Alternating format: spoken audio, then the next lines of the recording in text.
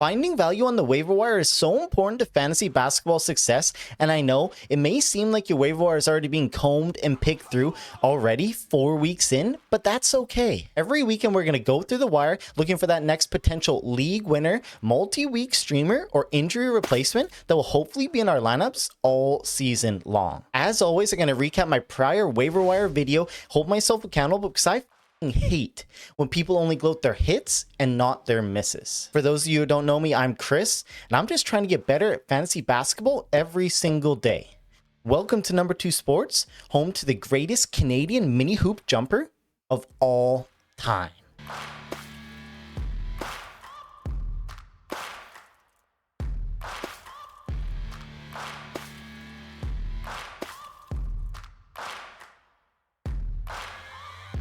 Okay, first up, we're going to go Ace Bailey, the number 5 overall pick in the 2025 NBA draft. Now, Ace Bailey had a really slow start to his NBA career, averaging about 17 minutes per game for his first 8 games, and he really didn't do anything worth monitoring in those limited minutes, which was sort of a surprise because he was so dominant in his lone collegiate season at Rutgers, averaging 17.6 points, 7.2 rebounds, 1.3 assists, 1.3 blocks per game, with 46, 35, 69 shooting splits as a true freshman. And Bailey was just really so elite shooting from anywhere on the court, combined with his elite athleticism, size, and length. He really could just get a shot off whenever and wherever he wanted. These traits are what Utah had been drooling about, being able to grab him at the number 5 spot last spring. But again, with rookies, especially ones that are only 19 years old, practically still a kid, they just need time to adjust. And Bailey needs to bulk up and get adjusted to the physicality and speed of the NBA, but Bailey's game should translate fairly well since he is such an elite shooter, either off the dribble, off the spot up, that he should never really struggle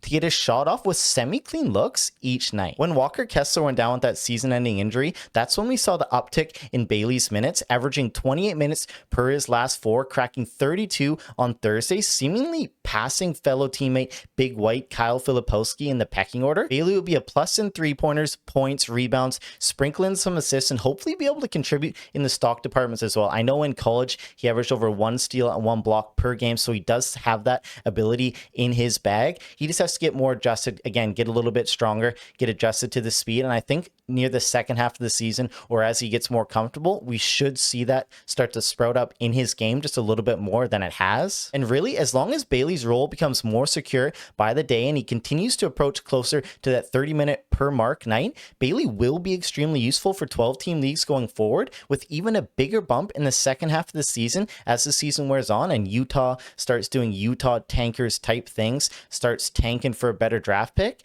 And if Bailey right now is still available, go grab him in 12-team leagues, pause this video, and come back. Also, a little shout out to my boy Isaiah Collier. I know I've talked about him a bunch, but he's strung a few good games together. I'm not giving up hope yet. Keep stringing them together, fella. Let's go. Okay, we'll keep going with another rookie who's also 6'9", but he's a point guard, and that's Yegor Doyman off the Brooklyn Nets. Now, one of Yegor's best characteristics is his passing ability and his instincts. Now, he does play for a god-awful Brooklyn Nets team, which means he won't get very many gimme assists, as I like to call them, on a nightly basis, where you can just swing the rock on the perimeter or give a kick out and one of your teammates just drills a contested 3 or creates off the bounce and scores, and you get an assist in the box score, but you weren't really creating an open shot for them. It was just more on your teammate scoring. So hence the gimme assist. But I've seen growth in Yegor's game since Cam Thomas went down, and now Thomas isn't even getting reevaluated for another month or so, and the Nets do just have zero obligation, zero reason to rush him back before he's completely healthy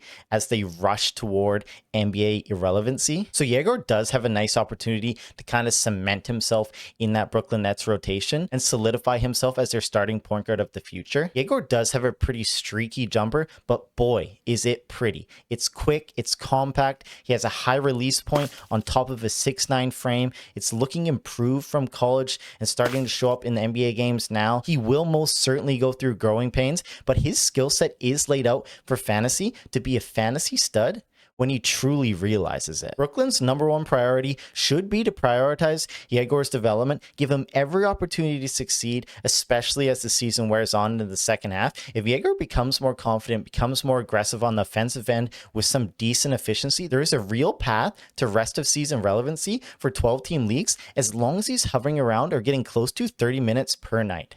He's a high upside spec ad with absolutely no guarantees, which is just right up my alley. Sign me up. Okay, we'll hop off the rookie train for a little bit and head over to Dallas Mavericks with Mad Max Chrissy. Now, I highlighted Mad Max in the Deep League section of the waiver wire video last week, and he really did kind of ball out. Must have been that his last name, as Chris in it. No other reason at all. Chris's just know how to ball, all right? But like I said last week, this Mavericks team is just really struggling with injuries, poor play, roster construction, you name it. But when Christie gets his minutes, like we saw at times last year, seeing it this year, when he's in that 30 plus per night, he can be very useful for fantasy. Christie can knock down threes, rebound, play make, and usually be okay in the percent columns. The last few games, he's actually one of the few Mavericks in the plus category for his plus minus when on the court. Now, I know that's not a fantasy stat, but it does just mean that Jason Kidd needs to keep him on the court right now with the Mavs reeling, and I think Kidd realizes that.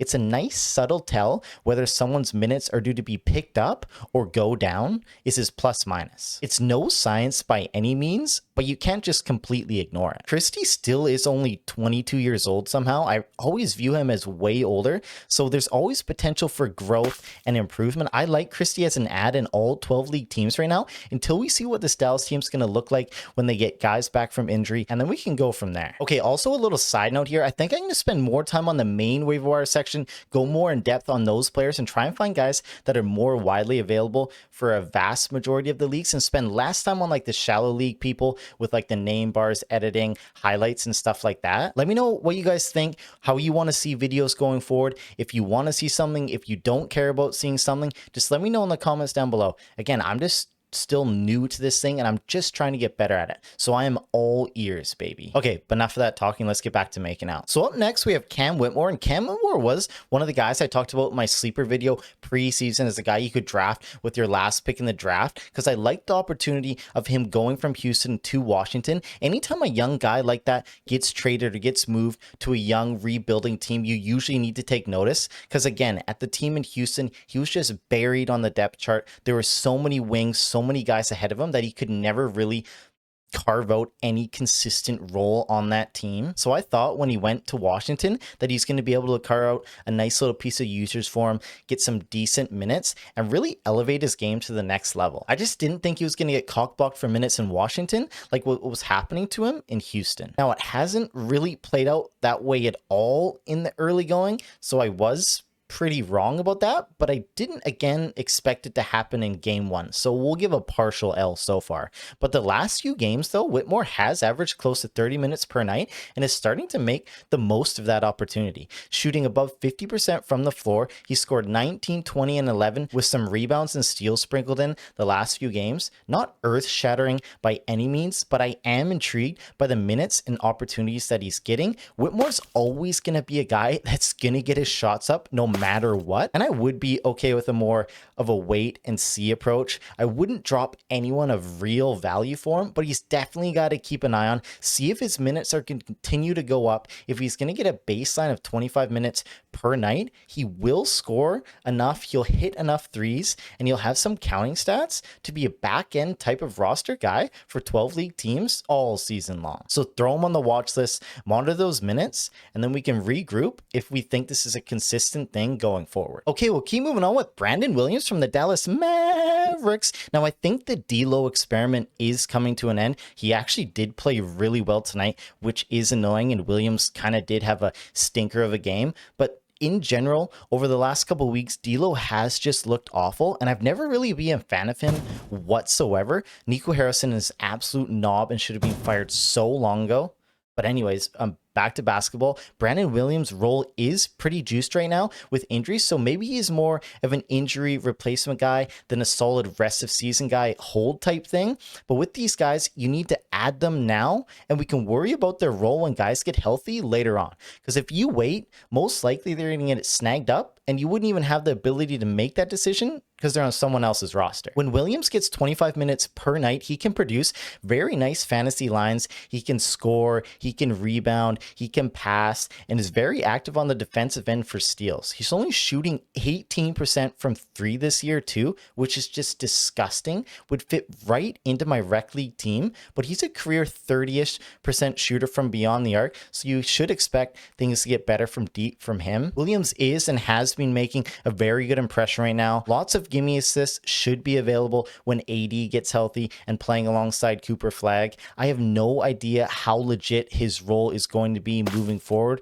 when the Mavericks do get more healthy. But again, you want to worry about that later in case any of this is real and sticks. When a starting point guard like him is just available on the wire, you go and get him. Okay, and last up we got Mr. Queen, Derek Queen from the New Orleans Pelicans. Now the Pelicans wanted him and they went out and got him. Now Queen is getting asked to do a lot more on the offensive end and the defensive end, really. So both sides of the ball, with Zion out, who by the way just never stays healthy. Queen is big, athletic, has a nice touch, has a nice finishing ability around the rim. He can cut with and without the ball, understands spacing, and even when Zion does get healthy and get back onto the court, I think it will help out Queen a little bit, as Zion's a nice floor spreader, will be able to dish the rock to Derek under the hoop, cutting, oop potential. So I don't think it will be as negative a thing when Zion's back as some people might think it is. He has a high basketball IQ, so I think he will fit along Zion quite nice. I believe Queen should be able to start to eventually contribute in the stock categories. Just watching Queen play, you can see the talent oozing from him every time he touches the ball. Again, like so many of these guys this week, we just need to add them and worry about their role later on. Queen just has way too much upside to be left on any 12 league team wires right now. You have to see if some of this is going to stick, if he's going to continue to get better, continue to get more ball dominant, because if it is and he picks it up on the defensive end, you could have a starting center rest of the season. If you guys thought that was the last guy, you guys are dead wrong. We love doing bonus guys around here. You always just got to get that bonus pump. I have no idea why I just gave myself a nipple twister there. I'm debating leaving it in, but if you're seeing this now, I left it in. I have no idea why. So last up as the bonus guy, we got the big fella, the big unit, Andre Drummond from the Philadelphia 76ers. Now, Embiid does look like chopped liver, looks like toast. His knees look terrible. I have no idea what's going to happen with him the rest of the season. I'm having a ton of regret drafting him in a couple of my leagues this year. I have no idea what I was thinking. Rookie mistake. We know what Drummond can do in 30 plus minutes per night when he's given the opportunity. He's a rebound monster. And again, the same thing with a bunch of these guys, the same theme is we add them now and we worry about what their role is going to look like later. If Embiid miraculously gets 2 knee surgeries, don't require any healing time, and he comes back out there looking like Mr. Roboto, perfectly fine. Then we'll drop Drummond, move on, and grab the next best thing off the waiver wire. No biggie. But in case Embiid is done, in case Embiid's body doesn't hold out, like I don't think he's going to, Andre needs to be rostered, because the potential with him 30 plus minutes per night is just too juicy. It's too good. And I think there is like a real chance Embiid's gonna get cucked at some point this year. Okay, now we're gonna move on to the shallow league section where these guys just need to be on more rosters. First up, Quentin Grimes. His role looks safe. He's playing well. Who knows what's happening with Paul George and Embiid? Add him. Next up, Cedric Coward. The rookie is balling out. We just talked about him in my video earlier this week. I like his game. I like his role moving forward. Go get him. Russell Westbrook, better for points leagues for sure. Who knows what's happening in Sacramento? I don't even know if they're knowing. They are terrible. If they move on from guys and Russ stays, it might even bump him up even more. I don't think he can be floating around in 12 teams right now. You need to go get him. Nickeil Alexander-Walker, been saying this for a long time. No Trae Young especially. He's balling out. Lots of opportunity available. He's just solid all around. PJ Washington, again, is just like a top 100 player at the end of the day when he gets minutes like this. Not the biggest fan, but you can't argue with the results. Ryan Rollins. Now, I talked about him in my prior video earlier this week. He could be a stud here. Worry about what happens when Kevin Porter Jr. returns later in the year. Right now, he needs to be rostered. Grayson Allen, hopefully the quad injury isn't too serious. It doesn't look like he is. The guy is shooting lights out. Ryan Blockbrenner, Cat League, you need him. The swats are elite. Dante DiVincenzo, the role looks good. The minutes look good. I like his spot on that team. When he's getting 30 plus tonight, he's very useful. Go at him. Con Canepo, LaMelo is back soon. He was back tonight, actually. And the Nipple still produced a great line. For now, he needs to be on rosters. See what happens when LaMelo gets more ramped up. But again, we're talking about LaMelo Ball here. He never stays healthy. I think the Nipple's going to be solid all year long. And then the last person that needs to be on more rosters is Jeremiah Fears. He's a promising rookie getting a lot of run. He should get better as the season wears on too. Okay, now we're going to move on to players to drop since I gave you a ton of players to add. And okay, we got to talk about the elephant in the room here. A big cuck up by me. Hopefully nobody listened last week when I put in the video that you could drop Reed Shepherd. Honestly, he looked like he was out of the rotation. It looked like the coaches had just kind of stopped believing in him. The minutes looked crappy. His shot looked crappy. And then boom, the second I said that, he turns into the greatest shooter of all time, getting 30 minutes plus night and just can't miss from three. Like, you gotta love fantasy. So it sucks, but also realistically, I don't think he's going to be shooting 60%, 60%, and 70% from the floor moving forward, which he shot his last 3 games that he kind of popped off. It will not be this good. There is no way. So maybe that is some solace if somebody dropped him and got scooped up already and is cursing my name. I will eat my L's though, unlike a lot of other people on YouTube. So let's get back at this, man. Let's screw some other people over. No, but in all realistness, I had D'Lo on this list again, D'Angelo Russell, but he played so well tonight, man. This guy is going up, down, up, down. He was down for a while. I still think there'll be more crappy days than good days. So if he's just burning a hole in the end of your roster still, I don't think you have to be too scared after tonight's performance to let him go. I know I let him go a couple weeks ago in my leagues, and I just haven't even thought twice about him. Josh Minot, I thought he was going to be decent. I know a lot of people did on YouTube, a lot of other people. He's just not getting the minutes. His role is fluctuating way too much with that Celtics team. I don't think you have to worry about holding him. I would way rather chase someone else that I mentioned in this video than Josh Minot right now. Jalen Wells, unless you're like super deep league in desperate need of threes, I don't think he's doing enough on that Memphis Grizzlies team. He doesn't have a big enough role to really be worth holding on to in 12-team leagues. You can kick him to the curb. See you later. Smell you later. Jake Lavaria, again, people were panicking about who should I drop to pick him up in this, and I always just knew it was going to be temporary when the Lakers had all those guys out, Luka, AR, and LeBron. When they came back, when the big dogs came back, I knew he was going to go back to irrelevancy. If he's still on your roster, you can kick him to the curb. See you later. And then Jarace Walker, he's just been terrible for weeks now.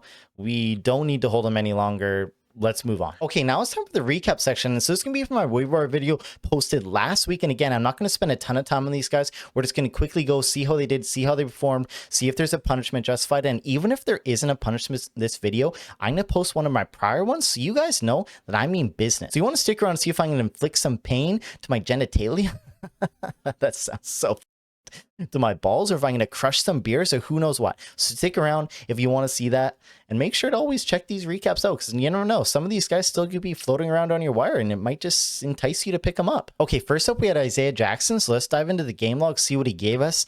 First game, 12-6, not good, not bad. Second game, actually had a double-double, 12-10 with 2 assists, 2 steals. Then last game, 17 minutes, 8 points, 4 boards. I don't understand Indiana. He is their best option. They just must actually hate him.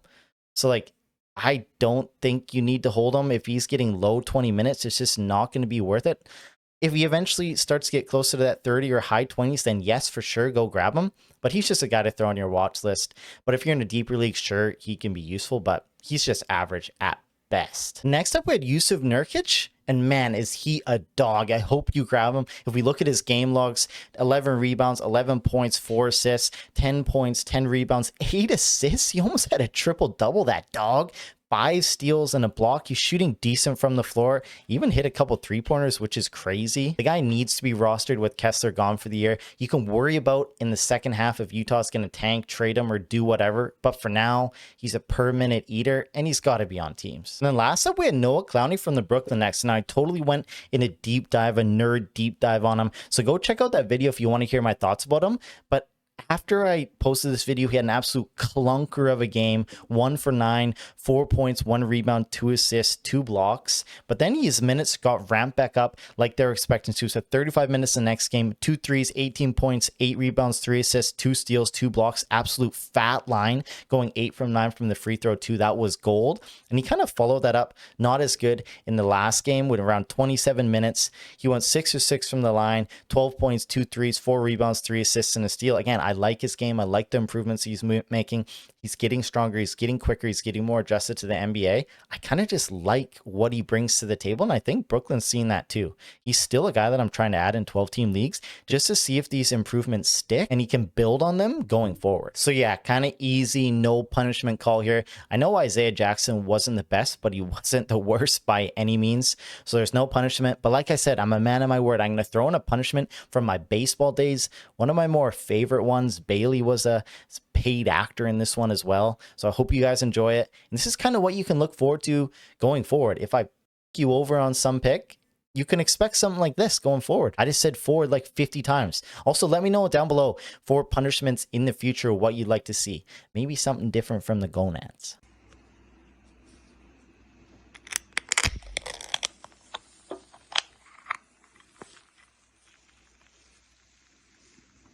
Don't hit my nuts too hard.